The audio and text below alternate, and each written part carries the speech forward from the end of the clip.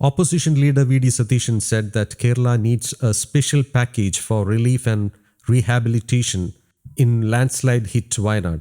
The central government will not pay the inflated amount shown in the cost estimate memorandum submitted to the High Court and the centre. If exaggerated costs are furnished, the centre will not give that money. Even when such an estimate was given for relief funds during the tenure of Oommen Chandy government or any other government, that money was not allotted. V.D. Satishan said that the officials at the centre are well aware of such manipulations.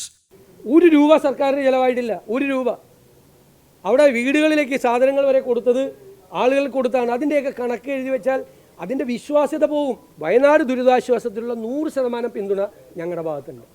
ഈ സംസ്ഥാനത്ത് ഒരു കാലത്തും ഇല്ലാത്ത തരത്തിൽ ഒരു ദുരന്തമുണ്ടായ സമയത്ത് ഒരു പുതിയ സംസ്കാരം കേരളത്തിൽ ഉണ്ടാകണം എന്ന് ആഗ്രഹിച്ചിട്ടാണ് പ്രതിപക്ഷം ഈ നിലപാടെടുത്തത്. തെറ്റുകളിൽ കുറവുകളൊക്കെ ചൂണ്ടിക്കാണിക്കാനുണ്ടെങ്കിൽ സർക്കാരിനെ പ്രതിക്കൂട്ടിൽ നിർത്താവുന്ന 100 കാര്യങ്ങളുണ്ട്.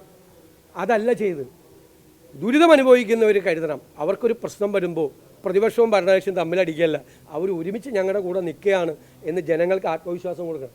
അവിടെ ഇരിക്കുന്ന ഉദ്യോഗസ്ഥർ ഇത് കണ്ട് പരിശീലിച്ചവരാണ്.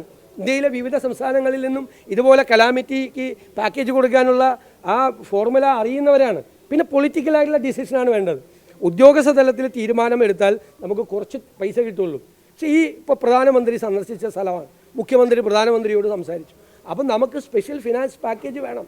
അതിനു വേണ്ടിയിട്ടുള്ള മെമ്മോറാണ്ടമാണ് കൊടുക്കുന്നത്. V.D. Satishan was speaking to media persons on the sidelines of the commemoration function on the 43rd death anniversary of editor K. Sukumaran on Wednesday.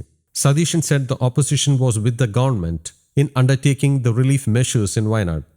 There are 100 reasons to put the Pinarayi government in the dock, but what the opposition has tried to initiate is a new culture. The problem for the CM is that he trusts some people too much. The government did not do its homework to get a special relief fund. The state needs a separate package.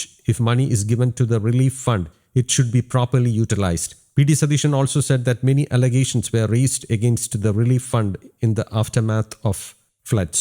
Responding to questions on Hema Committee report, Satishan said that a probe should be conducted with respect to Hema Committee protecting the privacy of the victims. The government is not with the victims. This is an anti-women government. The reason why Pulsar Suni got bail was that the trial was prolonged. If it goes like this, people will lose their faith in the judiciary. അല്ല, അതിൽ supreme കോടതി പറഞ്ഞ കാര്യങ്ങൾ വളരെ പ്രധാനപ്പെട്ട കാര്യമാണ്. കാരണം വിചാരണ അനിശ്ചിതമായി നീണ്ടുപോവുകയാണ് എന്നാണ് സുപ്രീം കോടതി പറഞ്ഞത്. 7.5 വർഷമായിട്ടും ഇത് നീണ്ടു പോവുകയാണ്.